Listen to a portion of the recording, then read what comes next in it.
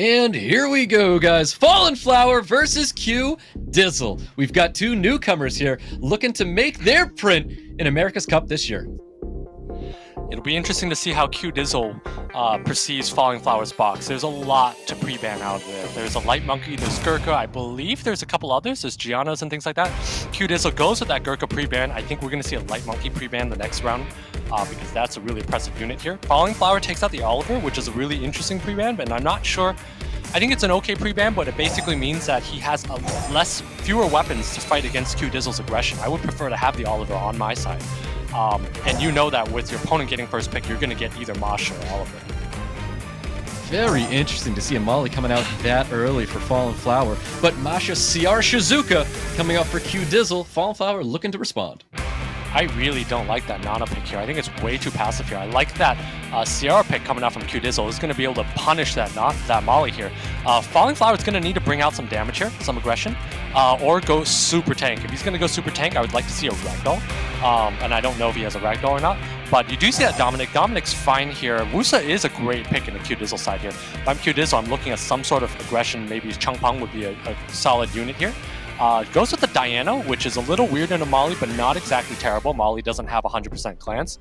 But I would like to see some more, like a Changpeng or some way to get AoE control, or a wind unit that does, like a Sagar would be perfectly fine here as well. And some very interesting drafts coming out of both of these players here. Last pick coming out for QDIZZLE, taking his time. Let's see if he gets a unit in before that timer is up. And it is going to be a Riley wrapping up the draft for QDIZZLE. Interesting pick on the Riley for QDIZZLE here. If that Dominic is not banned, so I think QDIZZLE is going to need to ban that Dominic, and so far FALLINGFLOWER doesn't have a lot of aggression here. But if that Dominic is not banned out and it does get a proc here, FALLINGFLOWER is going to instantly win. So I think QDIZZLE's Riley is a little passive for how he's played, given that fact that he's got Shizuka to protect him. If I'm FALLINGFLOWER, I would go for a little bit more damage, or the Light Monkey. Goes for the Julianne, so a lot more damage coming out here. So we're going to see that FALLINGFLOWER is going to look to probably snipe out the Sierra and then move around or either dismount the Masha, snipe the Sierra here. QDIZZLE might not have enough damage to hang on here. Does bring a passive unit of Riley, so we'll see if QDIZZLE's going to be able to survive this opening onslaught. Let's see if it's going to be enough here for QDIZZLE versus FALLINGFLOWER. We got round one, and Miles just on point in today's tournament with a skill 2 stun on Shizuka.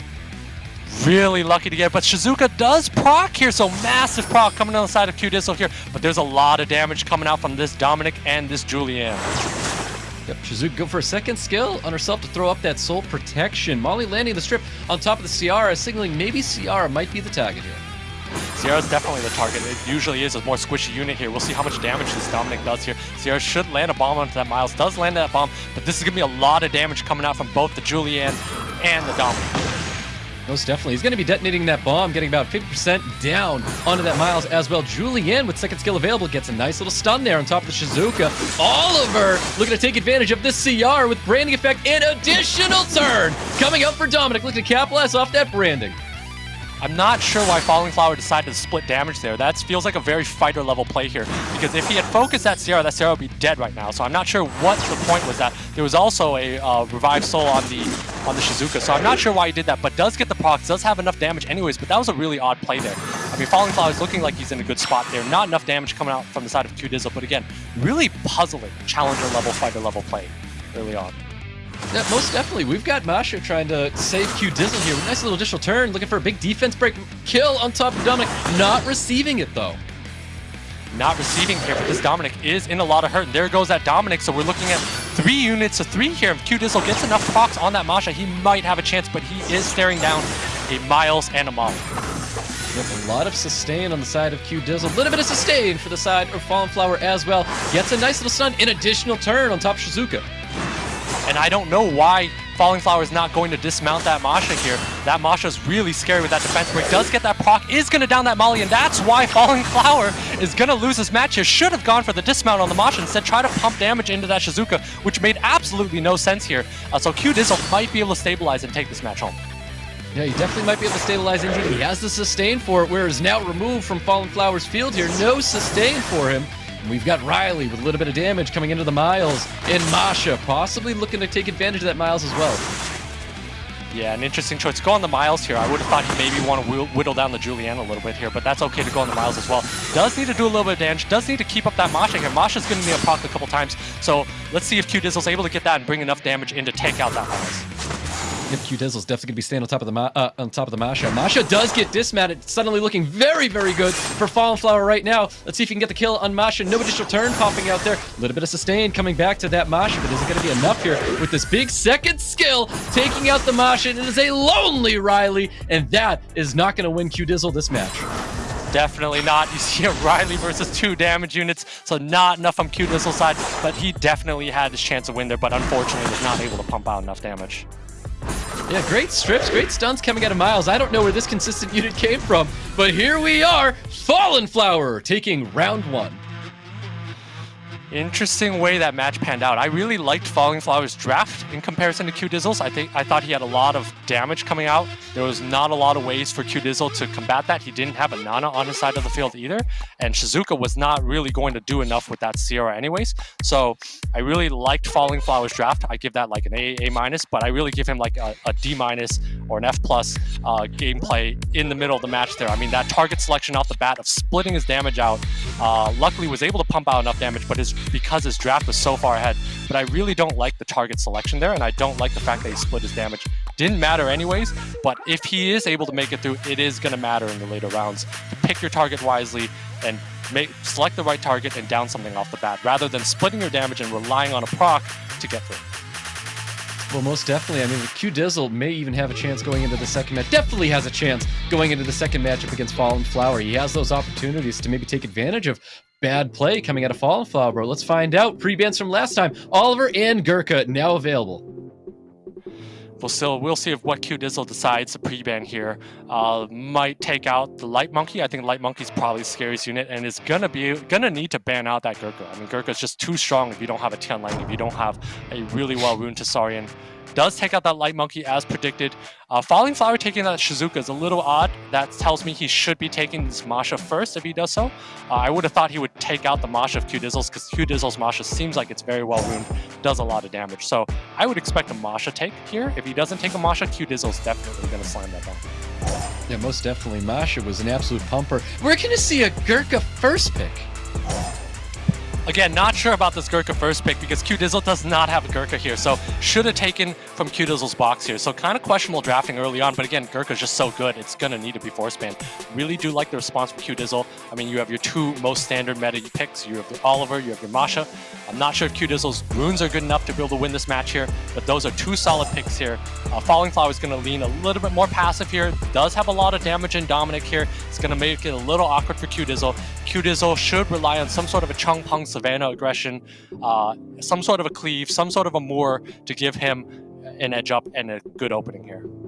Oh, there's the Moor, just like you were saying. Let's see if he drafts another AoE unit here for QDIZZLE, looking to lock down FALLINGFLOWER. See if he takes this route or chooses something else. There we go. We saw the Savannah coming out from QDIZZLE. I would like to see him round out his draft with a Chung Pung if FALLINGFLOWER decides to go with a no speed, no threat draft here.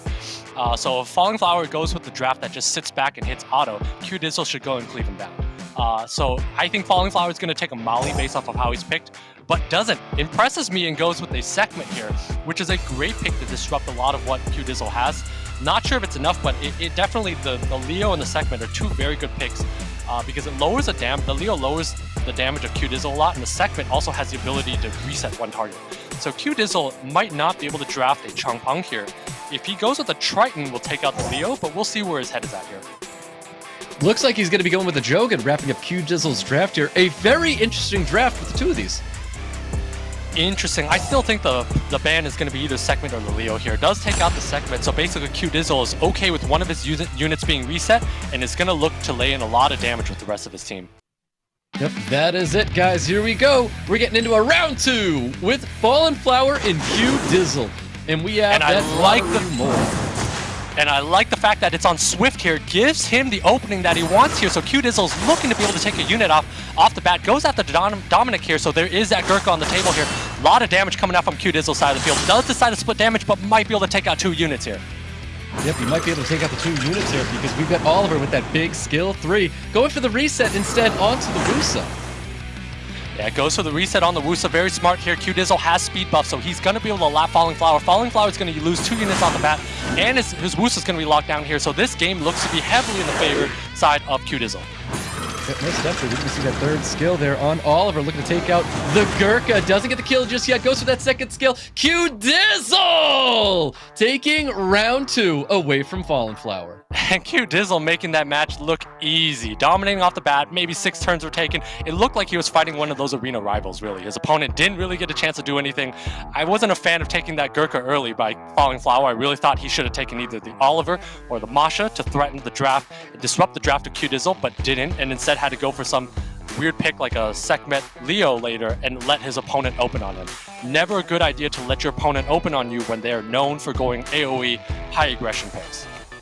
Yeah, most definitely. I think we saw that Savannah being used against Truewell, and I think the Savannah was used to take that one match away from Truewell as well, if I remember correctly. But clearly, it was excellent play coming out of QDIZZLE, and QDIZZLE looking to do potentially this excellent play getting into round 3 between him and Fallen Flower. Wow, and goes for the ban on the Miles. Really interesting here that he chose to go for the Miles ban and not the Gurkha ban. Clearly, QDIZZLE is not scared of that Gurkha because he doesn't think his opponent is going to disrupt turn 1.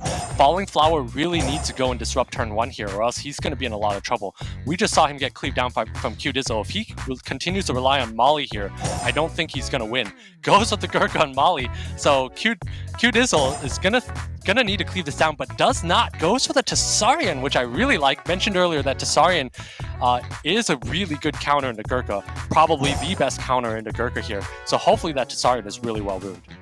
Some super passive play coming out of Fallen Flower here. QDIZZLE probably drafting more aggression.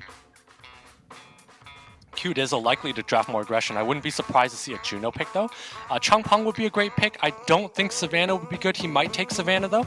I mean, obviously if you're dipping into LDs, things like Zeratus would be nice, Light Monkeys would be nice, but we don't have that. Tianlangs would be amazing. Don't think we're gonna see that from QDIZZLE.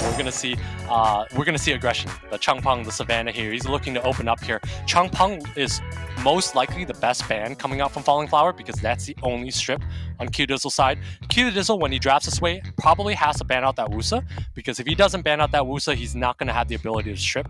So QDIZZLE almost tunnels himself into that. So I would prefer to see an AoE strip like a Moor instead of that Savannah there. That Savannah, if Changpeng's banned, QDIZZLE doesn't have a strip. And instead, Falling Flower decides to take out the Savannah, which is kind of a weird choice there, leaving QDIZZLE with the strip there, Wusa banned out as expected. A lot of interesting choices here as we get through that draft. We're getting into a round 3. Fallen Flower, QDIZZLE. Let's find out who wants it more. Let's find out who wants it more here. There's going to be a lot of damage coming from this Molong. That's a massive proc. He might go out and take out this Tessarian right now. That was massive, getting 2 stuns there on top of the Changpeng and the Tessarian. He has Reckless Assault available. Goes for no defense break on top of that Changpeng. Not sure what he's choosing to save skill 3 up for. He might be choosing to save it because Shizuka has skill 2 on the back foot though. But there's going to be this Gurkha that might come online soon. So QDIZZLE needs to do something. That's why he uses skill 3 on that Shizuka. But does get stripped by this Praha. So this Gurkha is going to go to work. Gurkha is definitely going to be going to work here. Definitely have to worry about that Tessarian as well. Defense break does land. Tessarian with the additional turn though. We're going to get a triple crush here onto the Gurkha. That's a massive proc coming out because that defense break and that Oblivion is going to allow QDIZZLE potentially to do enough damage onto this Gurkha. But again, Molly does have that bubble coming up here, so QDIZZLE is going to need to lay on that Oblivion again. Most definitely. We're going to see the past life going right back onto Shizuki. Let's try and get the third skill up as soon as possible. Nice little first skill going on to the Molong. Not doing anything though. Not sure why he didn't go for the attack bar sap on the Gurkha there, so that Tessarian is going to move in front of that Gurkha if he had done that, but instead now he does taunt the Tessarian, which is a really weird choice, basically saying that he wants Oblivion, so kind of a weird choice here, but I think he's just going to go for a kill on this Tessarian right now. Definitely is. Reckless Assault going out on Tessarian. Does Tessarian stay alive here? But the additional turn is coming out from Molong, looking to try and get a little bit more damage on top of Tessarian. Tessarian could revenge, does not revenge though. That's some amazing minus water damage on that Tessarian here. So really, really good artifacts on the side of QDIZZLE. But again, this Tessarian might be going down here any moment here. And there we go. That Tessarian's going to go down. Not enough health here. QDIZZLE's looking like he's in a lot of trouble. Yeah, QDIZZLE definitely looking like he's in a lot of trouble there. Tessarian was going to be the big unit to stop that Gurkha, and that's not here to help him out here. Now you can see Praha trying to cycle as much attack bar under the Masha. Serious matter, though, coming out for the Changpeng. Not landing that defense break is huge. QDIZZLE needed that damage to take that Gurkha off the field, because if that Gurkha gets online, this game is over here, and that Masha's almost dead here. Not enough health, so QDIZZLE's looking like he's in a rough spot. There's also Molly to pick up the team and a Praha that's going to be able to heal over time. That is correct. Big second skill, defense break provoke, landing on top of the Changpong. Changpong with a despair stun, but we have Gurkha violent procking once again. No provokes are landing on top of the Shizuka. QDIZZLE locked up. Yeah, not sure why he didn't go for the dismount on the Masha earlier, but that's okay. Masha's not going to be able to do enough damage here. There is no defense break here, so that Gurkha's going to be able to sweep the floor here. Just too powerful of a unit. Once we see 3 provokes go on, there's nothing QDIZZLE can do. And there you have it, FALLINGFLOWER taking round 3 away from QDIZZLE.